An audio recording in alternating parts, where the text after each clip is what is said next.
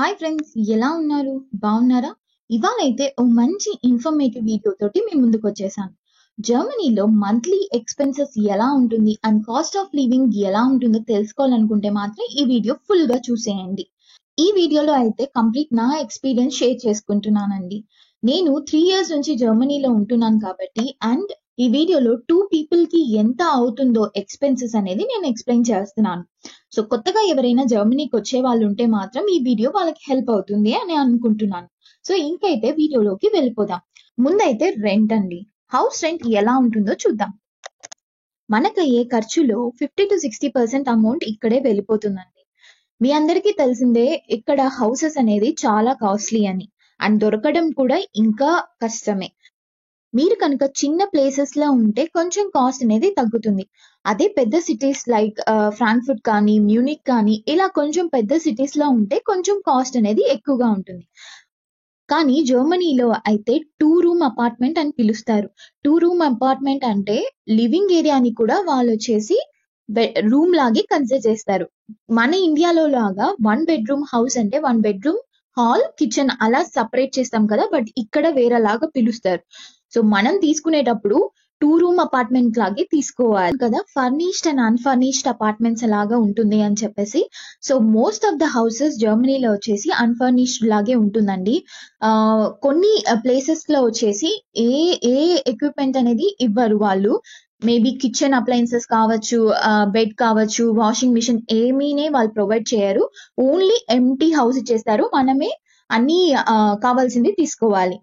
కానీ కొన్ని ప్లేసెస్ లో వచ్చేసి బిల్ట్ ఇన్ కిచెన్ ఇస్తారు, కొన్ని ప్లేసెస్ లో వచ్చేసి ఎంటైర్ ఫర్నిచర్ లాగా ఇస్తారు.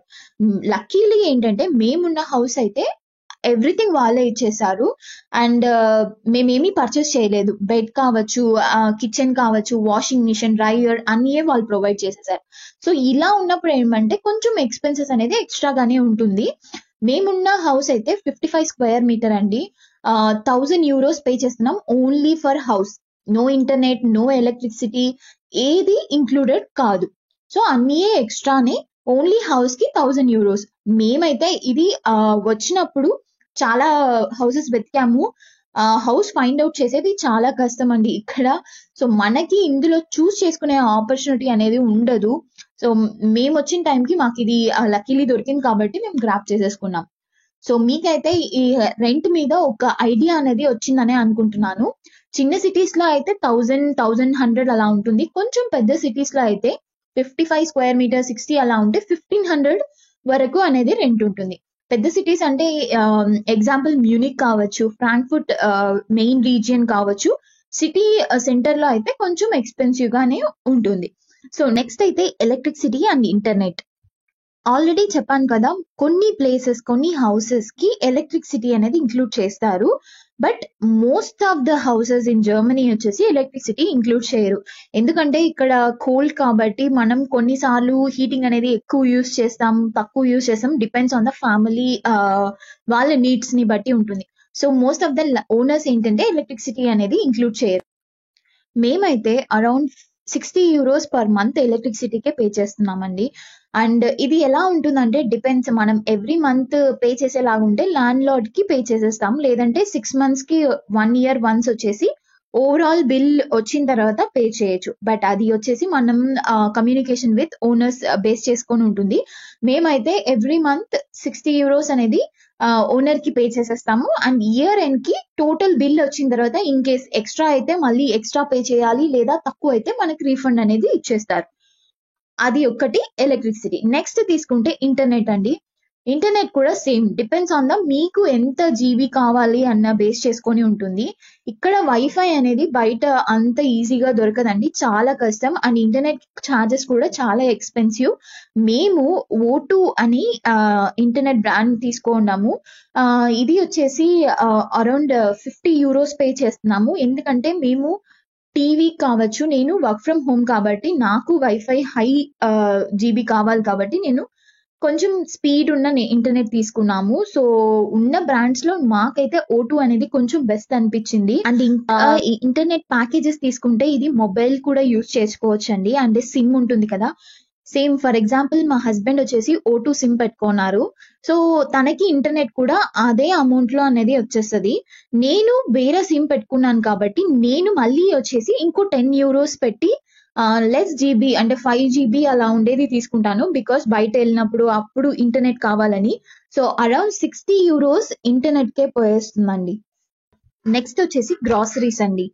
గ్రాసరీస్ అనేది నేను అప్రాక్సిమేట్ గా చెప్తున్నానండి. ఇది వచ్చేసి depends on the family needs ని బట్టి అండ్ వాళ్ళు ఎలా తినాలనుకుంటే దాన్ని బేస్ చేసుకొని కాస్ట్ అనేది డిఫరెన్స్ అవుతుంది.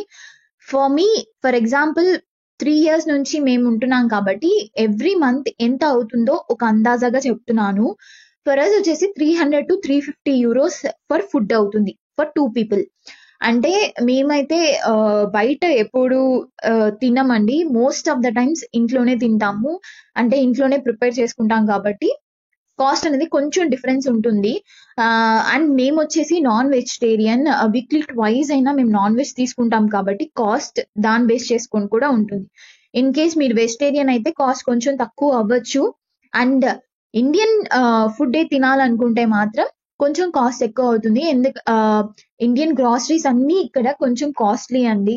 So for example 10 kgs rice bag వచ్చేసి అరౌండ్ €20 to €23 అనేది ఉంటుంది. Depends on the brand. అలాగే ఆటా కూడా కొంచెం కాస్ట్లీగానే ఉంటుంది.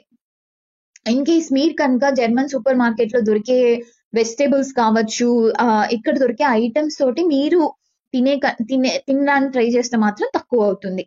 నెక్స్ట్ వచ్చేసి ట్రావెల్ ఎక్స్పెన్సెస్ అండి. So most of the companies ఏంటంటే ట్రావెల్ ఎక్స్పెన్సెస్ కూడా వాళ్ళే ప్రొవైడ్ చేసేలాగా ఉంటుంది.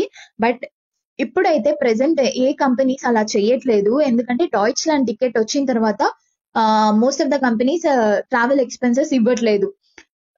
కొన్ని కంపెనీస్ వచ్చేసి 50-50% లాగా స్ప్లిట్ చేసుకుంటారు. అంటే 50% ఎంప్లాయీ పే చేసేలాగా, 50% మీరు పే చేసేలాగా.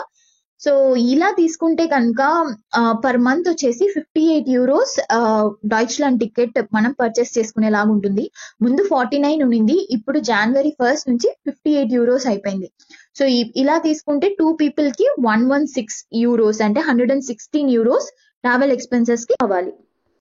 నెక్స్ట్ వచ్చేసి రేడియో ట్యాక్స్ అండి. ఈ ట్యాక్స్ ఎందుకు పే చేస్తారో తెలియదు కానీ బట్ ప్రతి ఒక్క హౌస్ లో ఈ ట్యాక్స్ అనేది పే చేయాలి. మ్యాండేటరీ అనుకోండి. మీరు వద్దు మేము కట్టము అంటే మీకే వచ్చేసి ఫైన్ వేసి ఇది ఇయర్ లో ఇస్తారు. సో ఇది వచ్చేసి పర్ మంత్ €18.36 ఉంటుంది. ఇది మీరు ప్లాన్ బేసిస్ లో కట్టొచ్చు. అంటే 3 months వన్స్ కట్టొచ్చు, 6 months వన్స్ కట్టొచ్చు, లేదా 1 year వన్స్ కూడా కట్టొచ్చు. బట్ మీరు అనేది ముందుగా వాళ్ళకి మాట్లాడుకుంటే వాళ్ళు లెటర్స్ పంపించినప్పుడు ఎక్స్ట్రా ఫైన్ వేయకుండా ఉంటుంది. నెక్స్ట్ వచ్చేసి హెల్త్ ఇన్సూరెన్స్ అండి. అబ్రాడ్ కంట్రీస్ లో హెల్త్ ఇన్సూరెన్స్ అనేది మస్ట్ కదా. అదేలాగే జర్మనీలో కూడా public and private health insurance అనేది ఉంటుంది. సో చాలా వరకు ఏంటంటే పబ్లిక్ హెల్త్ ఇన్సూరెన్స్ తీసుకుంటారు. అది కంపెనీ బేస్ చేసుకొని ఉంటుంది. ఏంటంటే వాళ్ళు వచ్చేసి కొంచెం పర్సెంటేజ్ అనేది పే చేస్తారు అండ్ మనం కొంచెం పర్సెంటేజ్ పే చేస్తాం కాబట్టి శాలరీలోనే కట్ అయిపోతుంది. సో అందుకే నేను ఇక్కడ ఆ అమౌంట్ అనేది మెన్షన్ చేయట్లేదు. ఇన్ కేస్ మీరు కనుక ప్రైవేట్ ఇన్సూరెన్స్ తీసుకుంటే అప్పుడు మీరే వచ్చేసి అమౌంట్ పే చేసేలాగా ఉంటుంది. బట్ పబ్లిక్ ఇన్సూరెన్సే సరిపోతుంది ఫర్ ఇనిషియల్ డేస్. ఎందుకంటే అన్ని చార్జెస్ అనేది అందులోనే కవర్ అయిపోతుందండి. ఇన్ కేస్ హాస్పిటలైజ్డ్ అయినా, ట్రీట్మెంట్ ఏది అయినా అందులోనే కవర్ అయిపోతుంది. ఓన్లీ ఫర్ మెడిసిన్స్ మనం పే చేసుకునేలా ఉంటుంది. దట్ కూడా మినిమల్ ఎక్స్పెన్సెస్ లాగే ఉంటుంది. బట్ డిపెండ్స్, ఇన్ కేస్ మీరు పెద్ద ఏదైనా సర్జరీ అలాగే ఏదైనా అన్కవర్డ్ ఉంటే అప్పుడు మీరు పే చేసుకునేలాగా ఉంటుంది. సో నేను హెల్త్ ఇన్సూరెన్స్ కాస్ట్ అయితే ఇందులో మెన్షన్ చేయట్లేదు. ఇన్ కేస్ డిపెండ్స్, మీరు ప్రైవేట్ తీసుకుంటే అప్పుడు అది ఎక్స్ట్రా అవుతుంది. నెక్స్ట్ వచ్చేసి liability or household insurance అండి. ఇదైతే మేము తీసుకోలేదు. ఇన్ కేస్ మీరు కనుక ఇలాంటి ఇన్సూరెన్స్ తీసుకోవాలనుకుంటే దీనికి మళ్ళీ ఎక్స్ట్రా ఛార్జెస్ అనేది ఉంటుంది. అరౌండ్ €15 నుంచి సమ్ ప్రైజెస్ ఉంటుంది. అది డిపెండ్స్ మీ నీడ్ ని బట్టి ఈ లయబిలిటీ ఆర్ హౌస్ ఇన్సూరెన్స్ అనేది తీసుకోవచ్చు. సో ఫైనల్ గా అయితే అన్ఎక్స్పెక్టెడ్ ఖర్చులు ఏదైనా వస్తే కొంచెం మిస్లేనియస్ ఎక్స్పెన్సెస్ అని చెప్పేసి 100 to 150 యూరోస్ అనేది సపరేట్గా పెట్టుకోవాలి. బికాస్ సమ్ టైమ్స్ వచ్చేసి ఒక్కొక్క మంత్ ఏదైనా అన్ఎక్స్పెక్టెడ్గా ఎక్స్పెన్సెస్ రావచ్చు, అది చెప్పలేం. కాబట్టి 100 to 150 యూరోస్ నేను సపరేట్ పెట్టుకుంటున్నాను.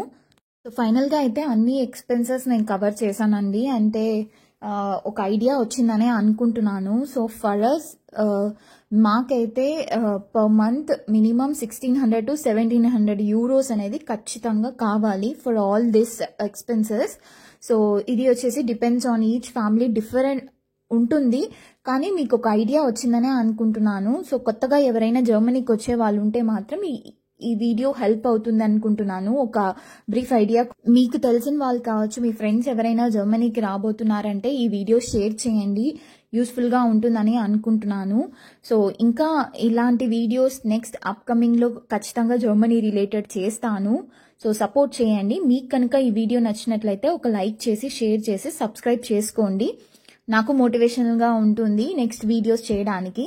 అండ్ ఇంకో వీడియోలో స్టూడెంట్స్కి మంత్లీ ఎక్స్పెన్సెస్ ఎలా ఉంటుంది, ఎంత ఖర్చు అవుతుంది అనేది కూడా వీడియో చేస్తాను. So don't miss it. Subscribe అయితే చేసుకోండి. Thank you for watching. మళ్ళీ నెక్స్ట్ వీడియోలో కలుద్దాం. బాయ్ మరి.